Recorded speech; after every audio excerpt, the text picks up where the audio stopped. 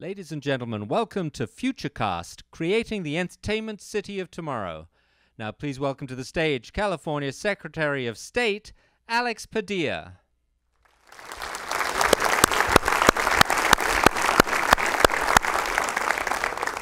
Good afternoon, everybody, and welcome. I am pleased to be here today to help kick off Futurecast of AT&T's Shape Entertainment and Tech Expo. I want to thank AT&T and, of course, Warner Brothers Studios for hosting this wonderful and important event.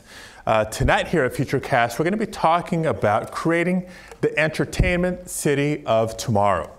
And while many in this room would agree that the past and the present, and most importantly, the future of the entertainment industry belongs right here in Southern California, I'd like to provide some perspective on how to ensure that we keep that future here. We can't talk about creating the entertainment city of tomorrow without talking about the technology and the atmosphere of innovation that it also creates. Technology has fundamentally changed, not only in the entertainment industry, but literally in every aspect of our daily lives. Technology has always fascinated me, from being that little kid playing with Legos, to my days at MIT, struggling through my engineering courses, and of course, throughout my entire tenure in public office. I've tried to embrace technology and use it for the betterment of our communities throughout my career, from my city council days to the state legislature. And yes, even as Secretary of State, that perspective has not changed. I've recently been focusing on modernizing the Office of Secretary of State, strengthening the cybersecurity of our elections, along with increasing voter registration rates and voter turnout rates, and fundamentally strengthening voting rights and opportunities. And advanced technology, specifically access to broadband, has the potential to not only help me accomplish these goals as Secretary, but so much more, which is why here in California, we continue to lead the way. California has a long history of embracing advanced technologies to make cities safer, greener, and of course, more prosperous.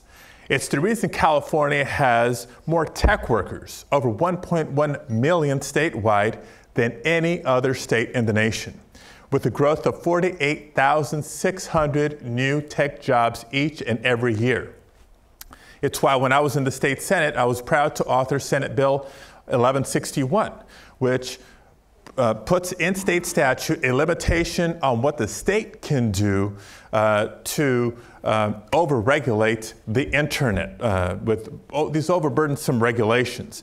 And since the passage of that landmark bill, wireless broadband in California has increased by more than 500%. IP and wireless account for 94% of the California communications market. And mobile broadband data consumption has increased 2,500%. So we did something right with that policy. We've seen the benefits of it. The combination of private competition and investment, along with smart state policies that are balanced, have led to a substantial economic benefit in the technology industry and have helped position California as a global leader in innovation. You know, more and more people are living our lives online, and our mobile phones are no longer just used solely to make phone calls. Here in Los Angeles, we see it each and every day, how technology is fundamentally changing the entertainment industry. In fact, entertainment studios are not the only ones creating content anymore. People around the world are creating their own content and making small-scale movies on their own with great success, right? Figuring out how to harness that power and that creativity for the advancement of the entertainment industry and the benefit of society is the key to building the entertainment city and the better city of tomorrow. So how do we do that? I think we need to start looking at how we build and maintain our cities differently than we've been doing for a long, long time. The time of the smart city is now, and we must invest in the critical infrastructure to make the next great smart city. Just as our phones have become more than just a device for making those phone calls, our cities need to become more than just a disparate set of buildings that, in Los Angeles especially, that doesn't always make sense, doesn't always look logical in terms of what's used where throughout the city. Our cities need to become living, breathing organisms capable of adapting to dynamic circumstances, because just as the technology changes, so does the economy, and so does traffic. And so that means we must outfit our cities with things like smart sensors connected to wireless networks and systems that can communicate information about the health and the status of the city and its infrastructure.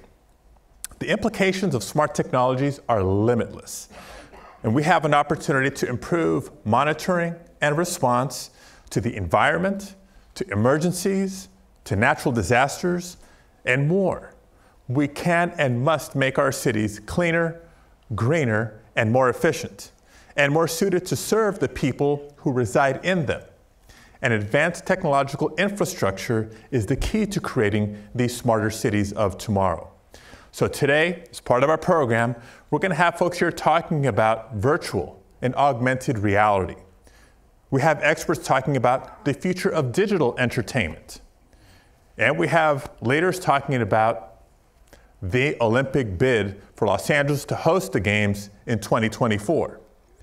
All of these things are tied together by access to high-speed broadband and through the interconnectedness of the Internet of Things. Now, I can still remember trying to get online with a dial-up modem, and at times when a cell phone weighed as much as a brick. These days are gone now, and California needs the infrastructure to match what the people of California want and what our state needs. While entrepreneurs and young people can live and work anywhere, they're choosing to flock to cities like Los Angeles and San Francisco. They're looking for places that have the digital infrastructure to help them create the new apps, to create new products, and create new services. Technology has become the very backbone that drives our modern-day economy. Technology helps our students learn. And of course, technology provides streaming entertainment in the palm of your hand. But this access and investment into broadband and mobile infrastructure, yes, it has to be effective. Yes, it has to be efficient, but it also must be equitable. We must ensure that the most vulnerable, the financially challenged of our communities, and the traditionally underrepresented communities when it comes to technology have the same access to digital opportunities as everybody else. And it's improving that access that's a necessary step to make our region, Los Angeles, the entertainment city and the technological hub, not just of today, but of tomorrow.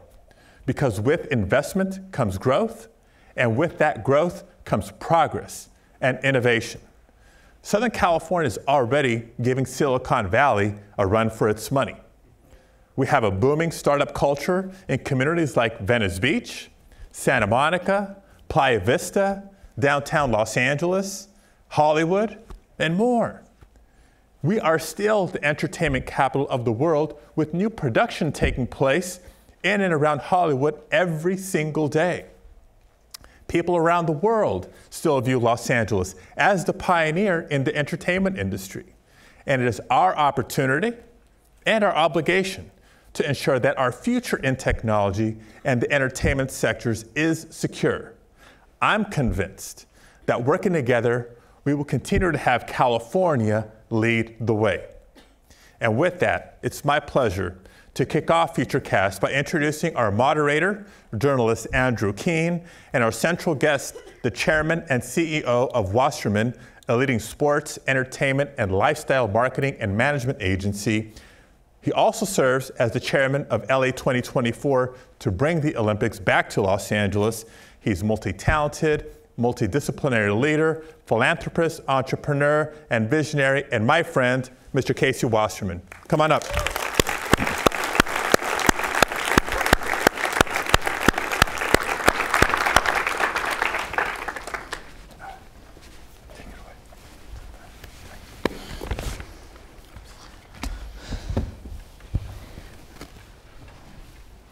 Wow, people here. Casey, thank you for doing this. Very honorable guest for Futurecast. How's it feel being here in the Stephen Ross Auditorium? I'm not saying you grew up here, but this is your world. So, to kick off this conversation, did you ever consider, I mean, I'm sure you did, but this decision you made to go into sports versus entertainment, explain the thinking behind that and whether there are any regrets. Well, to be clear, this was more like enemy territory. You know, I didn't, if I was visiting a lot, it was Universal, and that was the extent of my travel, so I didn't spend a lot of time here. Look, I was very fortunate. I mean, having Lou Wasserman as your grandfather, and in my case, quasi-father, mentor, and everything else he served in my life, was frankly one of the greatest gifts I could have been given, and his active participation in my life was meaningful, obviously. Let's start with MCA. Universal had a no nepotism policy in the corporate bylaws, so I never had an illusion of going to work there because he didn't believe in it.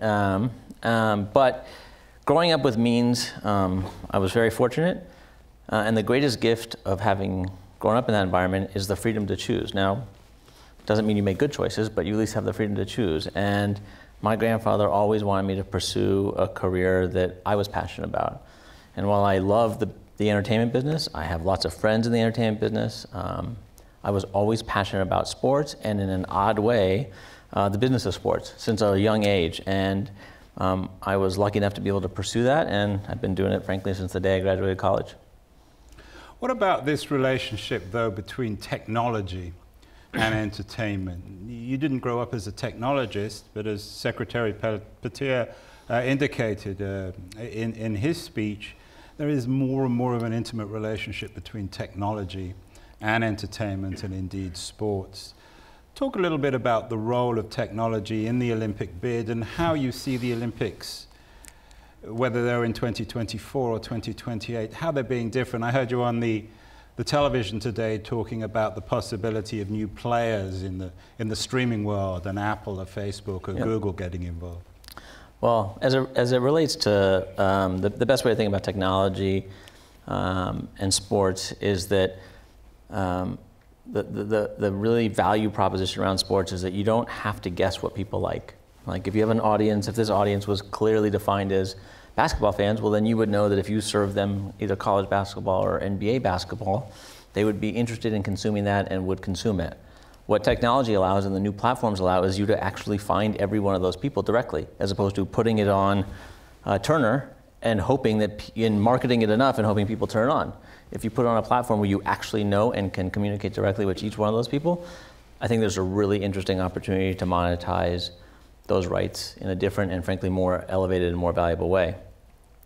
As it relates to the Olympics, I'll tell you a funny story. So the mayor and I, Mayor Garcetti and I, were in Rio for the Olympics as part of our bid. And so he and I go to opening ceremonies.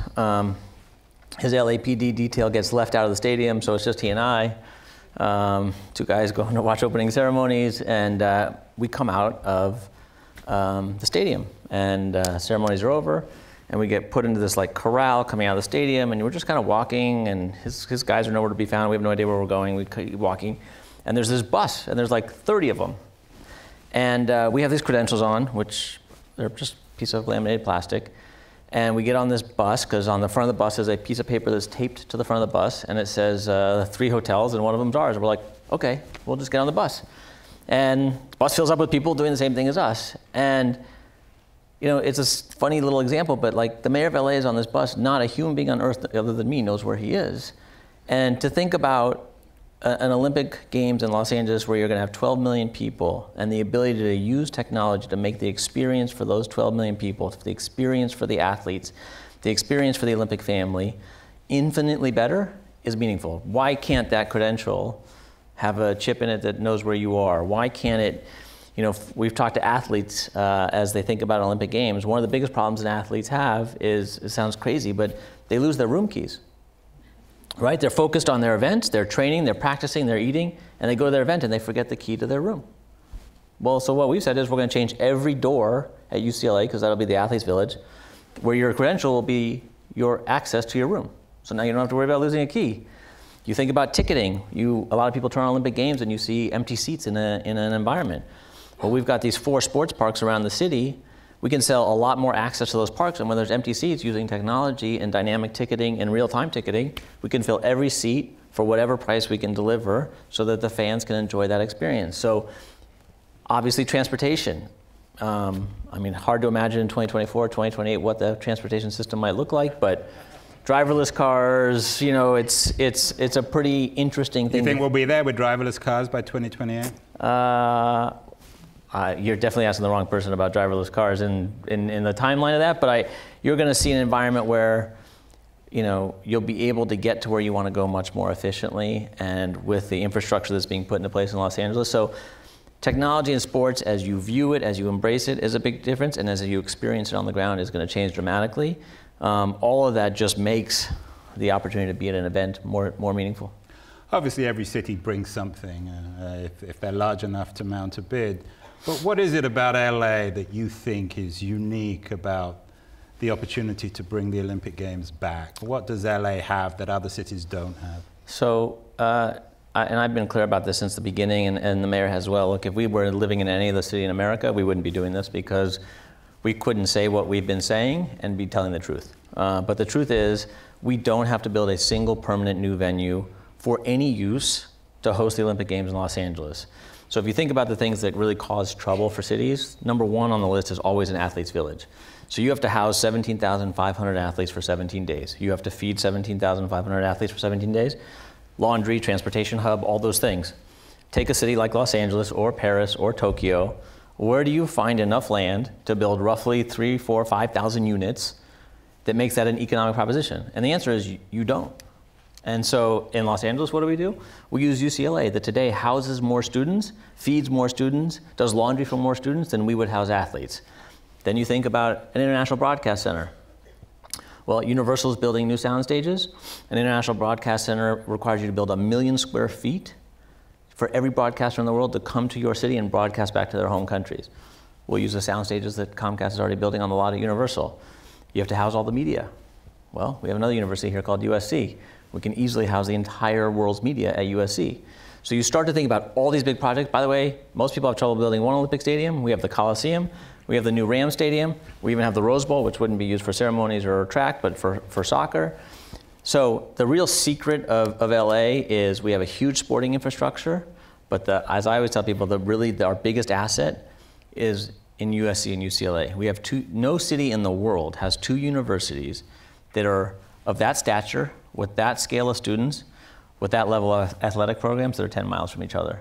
And all of that together means when we put a $5.5 billion, $5.3 billion budget forward with $500 million of contingency, we know that's a budget we can deliver because we don't have to build anything. So you've got the infrastructure in place, but the 2024, 2028, maybe we can just split the difference, call it 2026. Well, Beijing's hosting the Winter Games in 22, so, you know, the mayor and I always joke that if this didn't work out, we could try and host a Winter Games. Yeah. So you had the 84 games. We're going to talk about that a little bit later. And you've got the infrastructure in place, but what changes would you like the Olympics to have on Los Angeles? What's going to be different after the Olympics than before? I think it's important to remember that, you know, the legacy of Olympic Games ought not be buildings. It ought to be human. And Renata is here, and if you think about the legacy of 1984, tomorrow morning when you wake up, if you turn on the TV, turn on ESPN, and you watch Wimbledon, you'll see Venus Williams playing in the women's final. Venus Williams would not be in the women's final if it was not for the Olympics in 1984, because the profit that came out of the 1984 Olympics, which produced the LA 84 Foundation, invested in tennis in Compton that happened to produce 2 athletes named Serena and Venus Williams. So we have a unique opportunity to deliver legacy. Access to sport shouldn't be based on your zip code. You know, LA has the opportunity to be the healthiest city in America. Those things can be a direct result of an Olympic Games. You know, 84 was a magical Games. I think we're using 2 venues from 84. It just shows you that buildings aren't your legacy. Now, all those buildings have been built new since then as private capital and not a part of our Olympic bid, but it's not about facilities. It's about the human. You know, LA will welcome the world. The mayor likes to say it, I think, very well, which is in 1932, the Olympics established Los Angeles as an American city of significance. The '84 Olympics really put Los Angeles on the world stage, and I think 2024, or 2028, obviously, as it may be, can really establish Los Angeles as one of the 3 or 4 great cities of the world, and it's an opportunity to showcase what has happened here. Isn't it already one of the 3 or 4 great cities of the world? It is, but I think, you know, there's all these knee-jerk reactions about what LA is and isn't, and you know, the opportunity to have 3 billion people experience your city for 17 days around the world, it's pretty unique. Is there stuff that needs to change that makes you a little nervous? No, look, the city has made tremendous investments. Measure M that passed, obviously, November, significant step in the right direction from a transportation infrastructure. LA, I think, is really on an incredible path right now. It's really. And what can we from Northern California, I speak as we from Silicon Valley, what can we do to help? Or just stay out of it? I'll watch what I say. This isn't being filmed, so you can say. Yeah, right.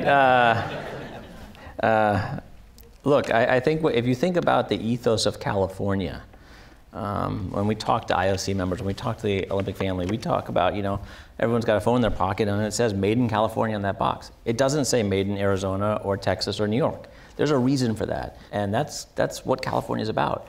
And there's no greater set of stories for 17 days than an Olympic Games. And I think our ability to present that in a new and interesting and engaging way is truly unique. Telling stories, which of course is what technology is all about. Is there a particular new technology that excites you? Virtual reality, the Internet of Things, artificial intelligence. Are these things going to play an important role, do you think, in reinventing the experience of watching the Olympics in 10 years' time? Well, I mean, you can run the continuum of all those. So, you know, augmented reality, virtual reality, for sure, it's probably got the longest way to go to change the experience. You know, but the theory that you could, if you have the best seat at the Rams Stadium for opening ceremonies, the possibility to recreate that for 1 billion people through kind of virtual augmented reality is meaningfully significant opportunity for both the Olympic movement and for all sporting events. And you know, every other piece of technology, the experience, the way people get to games, to events, the way people get the information. You know, one of the things when I went to Rio, you know, I went to almost every sport. And you sit in an event and you watch this incredible, you know, I remember sitting at track cycling, and I'm sitting there trying to Google who the track cyclists are, why isn't that a better experience? Why aren't we being fed that information? Why aren't we be able to see real-time highlights? Why aren't we be able to experience while you're there all the benefits of watching a produced package that, you know, NBC produces or Eurosport produces in Europe? And so all those things are going to make the experience so much better and really show sort of really what is the magic of sport. Well, the way we're going to do this, we've had 20 minutes of wisdom from Casey. We have some other very wise people. At least 15. At least 15. Well, 18. Okay. And we'll take a couple of minutes off Alex's remarks. The way we're going to do this is we have a very wise, not quite as wise as Casey, but still pretty wise group of people in the front row who are going to comment, I think, and add their own particular areas of wisdom. Let's go back to the secretary. Alex, why should people care? I mean, this is all very well, it's glamorous, but what's the big deal for the ordinary Californian about having the Olympics in Los Angeles? And I ask all of you to keep your answers relatively brief because we've got 7 people in the front row and you've got about 2 or 3 minutes each. Well, it's been a few years since 1984, but most people will still remember how scared people were about what traffic was going to be like in Los Angeles during the 1984 Olympics, and the opposite happened to be true, right? Traffic was best during the Olympics in Los Angeles during 1984, and the fact that people still remember that sort of surprise, I think sets the stage for ambitious and realistic expectations of the Olympic experience that Casey has described. And not just from the perspective of spectators, can I get tickets to the swimming events or to the track events or whatever else, but beneficiaries as people hosting the Olympics collectively, people working in the hotels and the restaurants and the shops, et cetera, and not just people watching from home, but really experiencing the Olympics at every facet, including economic benefit. Participants through the economic activity driven by the Olympics and the technology evolution that the Olympics as an event is going to stimulate more broadly and more permanently. So I think there's a lot to like. I would add just real quickly to what the Secretary said is, if you think about what it means not to build something and you think about sustainability, well, when you don't have to build an Olympic stadium, and you don't have to build a Staples Center, you don't have to build a Galen Center or a Poly Pavilion, spending money, which we will have the opportunity to do so, to layer in sustainability infrastructure on top of it is a significant expense. When you have to build that building from scratch, you certainly would want to do that. You just run out of time and money to do it. And so the sort of the baseline we have here allows us to do things that, frankly, no Olympic Games have ever had to do that really do create a significant impact. Perfect introduction to our next guest, Renata Simril, who is the president and CEO of LA84 Foundation. And she's not just stuck in 84, she's also focusing, I think, on your bid too. Renata, what should we be learning from 84? Is there any lessons in particular? No, I don't think that I think we set the model in 84, and what's really exciting about the 2024 bid is we're again at a moment where the International Olympic Committee, the Olympic movement, is in a crisis. I'll use that word. And that the way in which Casey, the mayor, the bid team is harnessing the success and the legacy of the 84 Games, but really looking at the future. So this has become a new Games for a new era. Casey talked about technology and how technology is going to really be focused on the athlete experience and fan engagement. And I think we're also working very diligently, not before a decision is made as whether or not it's 24 or 28, is how do we take the 32 years that the LA84 Foundation has continued to impact the other side of LA, kids from underserved, under-resourced communities. You know, in the tech world, you'll call that the digital divide. We'll call that play equity. So Venus and Serena Williams, they're a success because they couldn't afford tennis, but we funded a program that gave them that opportunity so they weren't limited by their zip code. And so we're engaging the youth across Southern California, in fact, next Friday, to ask them, as we start to look toward the next Olympic Games in Los Angeles, how do we leave a human legacy? And how is the youth for tomorrow have a voice in that legacy, be it sports, be it healthcare, be it education, be it technology. You know, technology hasn't been a really traditional part of the work that we've done, but when you look at esports, when you look at wearable technology, when you look at Fitbits and getting kids to move, we're starting now to engage that conversation with Urban TXT, Girls Who Code.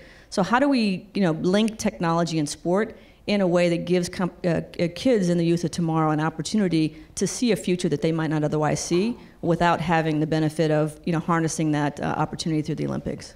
So Kevin James from the Mayor's Office of Film and Television Production. Kevin, you wear other hats, which we won't go into today. You have a history of being relatively blunt-spoken.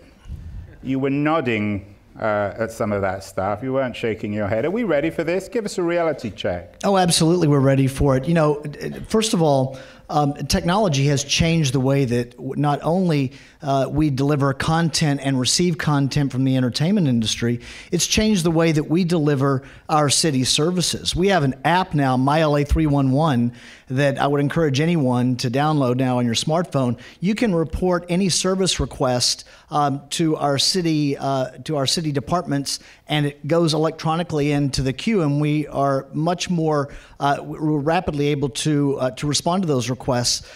Everything from pothole repair, emergency preparedness, our street repair is all now done based on technology and the data that we have. We have not only a technology mayor, but a data-driven mayor. Our Clean Streets initiative that we're getting awards for is a national model. For the entertainment industry, with our Digital Makers initiative, we're the first city, as we should be, being not only the entertainment capital of the world, but what I think the Olympics will show, again, is that we are also the sports capital of the world. Are you leading San Francisco in this?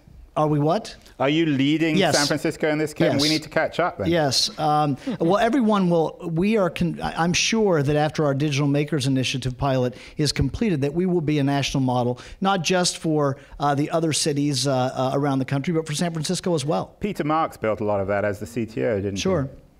So thank you, Kevin. Speaking of technology, we have a couple of very distinguished, I don't know if you call them technologists or technology impresarios, who are skilled at bringing technology into people's homes. I mean, Casey implied that this Olympics would enable, at least for 3 weeks, the world to become Los Angeles, because this incredible sporting extravaganza would be brought into everyone's home. This will, of course, be very different from 1984, when it was a television extravaganza. This will be a networked extravaganza. And our two technologists in the front row, Levi Ware, who's the founder of Melodic Caring Project, and Jonathan Josephson, who is, by the way, has been in some of our Futurecasts before. He's the founder of Quantum Interface. Between the two of you, you've actually been working with AT&T and Ericsson in bringing intense, personalized entertainment into people's homes and their lives. So, Levi, say a couple of words about it, and then Jonathan, perhaps you can add something. Absolutely. What's amazing that where we are technologically is incredible. It's unparalleled. We've never been here before, where we can connect literally the globe immediately, and that's amazing. What we do with that technology, that's going to show our hearts in what we do, and the human stories is what really makes the technology incredible and worthwhile and impactful. And so I think using technology to build community, to bring compassion, to bring love and share those stories, that's largely what you said with the Olympics. It's the stories that's important. It's the human experience that's important. And seeing the impact that we can have using technology to really change lives and bring hope, bring encouragement, and bring people together has been an amazing experience. But what about the technology, Jonathan? What's going on here? Why is 20 blah blah going to be different from 1984? How will the experience, do you think, be different? And the kinds of technology that companies like yours are developing, why is the world changing so dramatically? It's amazing that today we can take a mobile phone, we can put it in front of your eyes and let you literally step into the skin of somebody else and their environment. We then look at the physics of it. We look at eye motion, face tracking, gaze abilities, hands-free interactions to be able to have volumetric experiences, 3D, X, Y, Z, and be able to experience the 360 realm with just micro head movements, with just very small controls, so that now we literally can step into the skin of somebody else, see the world through their eyes, and let a million other people do the same thing at the same time. That's just a world that we have never even envisioned, even in the entertainment industry. That has not yet been envisioned, and we're beginning to do that right now. You're beginning to see some of that come to play. The age of the human experience is about to dramatically change with the advent of the technology that we have today. Last year, actually at SHAPE, which was at AT&T Park in San Francisco, our guest was the Vice President of Marketing and Technology at the Golden State Warriors, who talked about the different experience of watching and the changes in the stadium. Okay, you've got the infrastructure in place, but aren't you going to have to put new technologies into those stadiums in terms of the live audience? Not just the live audience on the internet or television, but the actual people who show up to watch? Yes, except I would tell you, because those facilities are used probably more abundantly than any other like facilities in the world, those facility owners and those teams that occupy those buildings are going to be on that same timeline, frankly, for the next 7 or 11 years. What's particularly exciting that you're seeing that's changing the experience of live sports? Well, so I think it's everything except when the game of play is happening. From parking to ticketing, to concessions, to merchandise, to highlights at timeouts, to sort of everything that surrounds the experience to make it better, is where there's a ton of opportunity. I think the average wait time, if you want to go buy food at an arena, is roughly 12 minutes. 12 minutes is a long time when you're only there for 2.5 hours and you paid a lot of money for a ticket. Why that should be 0. I mean, you should just be able to order from your phone and go pick it up in 5 seconds and go back to your seat. Why do you have to go wait in line and buy t-shirts and then schlep the bag around all day? You can just you buy it from your phone and have it shipped to your house. I mean, there's a lot of things that will make the experience of going to a game better. The ability to move and transfer tickets, the ability to upgrade seats in real time, the ability to tie your route for your car to the best place to park for where you sit in the arena. All the things that are sort of the impediments to going to the live event are things that are most dramatically going to change. When the game of play starts, I think you'll see, relatively speaking, much less change during that time, because that's what you go for. You go for the purity of that moment. And at every other moment, you see something different. I do think at some point, when the next time someone builds an arena 5 years from now, I'm not sure you'll see a big screen jumbotron in the middle of the arena anymore, because when I go to sporting events, or more importantly, when I take my kids to sporting events, they're not looking up at timeouts, they're looking down at their phones. And so how do you use those devices to engage with fans at timeouts as opposed to having them sit like this? I think you'll see some changes, but it's everything around the live experience. So shut your phones off when the sports start. Or at least don't look at them. Well, virtual reality, of course, is increasingly real, central. We've done Futurecasts about virtual reality. We did one at CES last year. And we have Nonny de la Peña, who has been known, I'm sure she's sick of this title, as the godmother of virtual reality. And she knows as much about it, I think, as anyone. Nonny, welcome back to Futurecast. Are we going to be ready in 7, 8, 9 years for an Olympic Games that really leverages, utilizes virtual reality technology? So my first job out of college in 1984, I know it's going to date me, was printing photographs at the 1984 Olympics for Associated Press in the darkroom, right?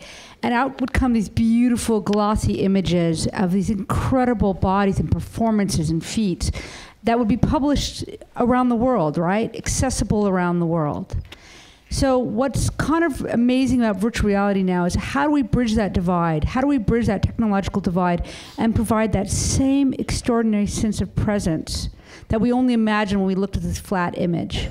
And given what I've seen happen even in the last 5 years in virtual reality, I mean, I think the technology has moved even faster than I could ever have imagined, from when I was 3D printing goggles out of my mother's garage, right, to now, where they're becoming ubiquitous this fall. I mean, we've got Dell, Microsoft, Google's got new headset, Oculus has a new headset. I mean, there's going to be a lot of devices. And I think by the time we get to the time frame of the Olympics, we're going to see the phone merge with the goggle, and the phone itself will become, as we know, already is utilized by many, many, many people across all kinds of economic strata.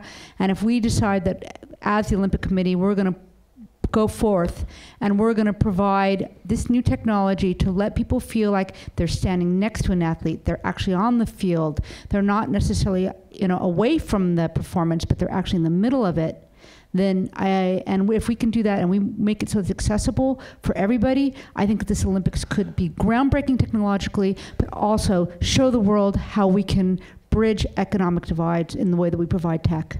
Great point. And can you just pass the mic back to Renata? Because I'd like Renata's very brief input on that.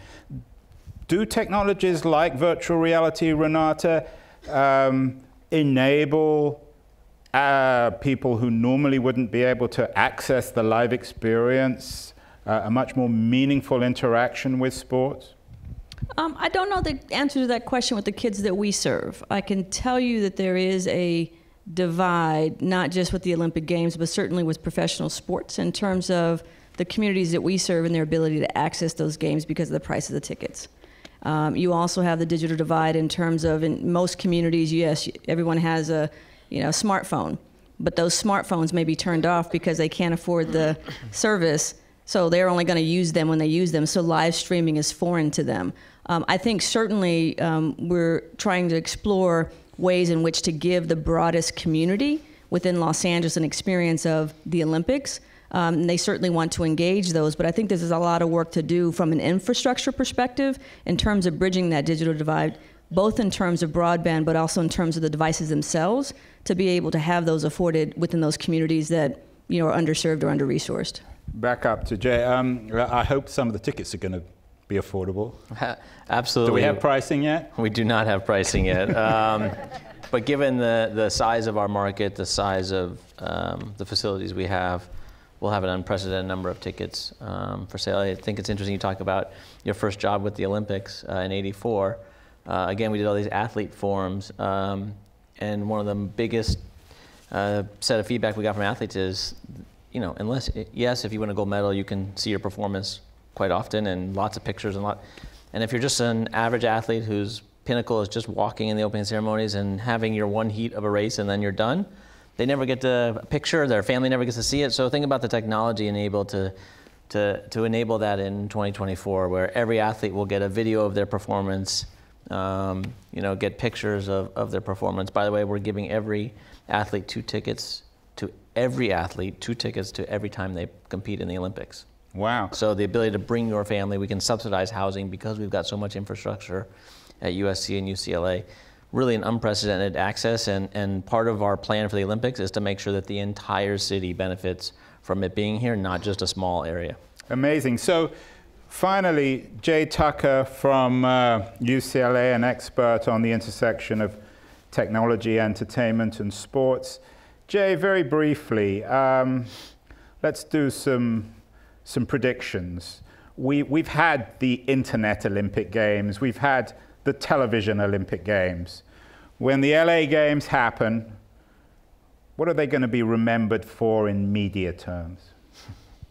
Easy question to end. Simple question. So I'd say that probably the two or three biggest things, they'll be the most personalized Olympic Games. They'll hopefully be the most interactive video games. We've been talking about technology and entrepreneurship and innovation and so forth. One of the things people ignore is that this is the region, Southern California, with the first big entrepreneur story, right? That's what Hollywood is. And so we're looking at all this innovation applied to sport, applied to storytelling. And I think you're going to see certainly personalization, certainly interactivity.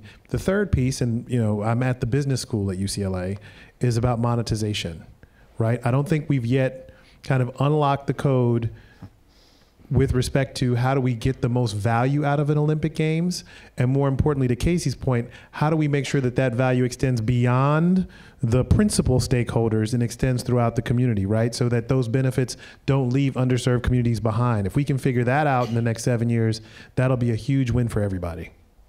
Casey, you were nodding when he talked about monetization, very briefly, as a final remark. Yeah, look, if you just think, what is the thesis of hosting an Olympic Games in LA? It's really simple. With the sporting and other infrastructure required to host a Games absolutely in place today, it allows us the luxury of two things that no Olympic Games have ever had. To focus on things like we're talking about, to focus on innovation, to focus on storytelling, to focus on technology, to focus on civic engagement, to focus on access to athletics, and that is time and money. We don't own those ideas. Everyone thinks about those ideas. Everyone would love to do those things. If you don't think that people in Tokyo would love to solve some of those problems, they would. But guess what? They have to build an Olympic stadium, they have to build an Olympic village, and as soon as you start doing those things, and as soon as they start getting expensive, and as soon as they start getting behind, all the stuff around the edges goes out the window, and you're like, guess what? The world is going to be here in 7 years, 5 years, 3 years, 12 months, and we better get our act together and get these facilities done. And so the day after September 13th of this year, when we start planning to host an Olympic Games in Los Angeles, which will happen, we will be focused on all those things because we don't have to build an Olympic stadium, because we don't have to build a village. And to be able to harness this community, to harness the talent, to harness the experience for the benefit of Angelenos, for the benefit of Southern California, and ultimately, I think in many cases for the benefit of the United States, is something we should all be very proud of and excited about. And I think we should also say that we're extremely lucky to have someone like yourself who is won't say you're donating your time, but certainly somebody. I'm donating my time, yes. Well, you said it yourself, but you're certainly represent. I have some advice for this crowd. If the mayor ever calls and asks you to do something for nothing, you should hang up the phone. Is that on tape? Do we have that? I've said that to him many times. Good. Well, never do anything for free, but I think having you as our leader, as our CEO, as our visionary for the next games is really exciting, and I feel incredibly confident that it's going to be a spectacular event. Ruth is going to end things. Ruth put this whole thing together, so we should thank Ruth. All right, I just want to take the opportunity to thank you all for coming to this very timely and exciting discussion. We couldn't have this without being here in the city of Los Angeles and without Casey. And thank you to our front row of fantastic leaders, disruptors. I encourage you all to come down here and meet them. And thank you, Andrew, our moderator, for keeping things moving in a shorter timeline. I wanted to let you all know that this is part of a larger series called Futurecast. You can go to futurecastseries.com and check out past videos and check out new videos, including this discussion today. This is brought to you by the AT&T Foundry, AT&T's Innovation Center. It's where we explore new ideas, test out concepts, and work with startups like Levi's and Jonathan's. So you can check out our booth. We're in the main area. We have 2 demos set up there. We also have our partner Ericsson, who puts on Futurecast with us. They have a gift for you outside, along with a QR code to the launch of our latest Futurist report, The Future of Artificial Intelligence in the Consumer Experience, which could definitely be applied to the Olympics as well. So with that, I would just like to thank you all for coming. Thank you, Andrew. Thank you, Casey. Thank you, all of our front row leaders. Good job.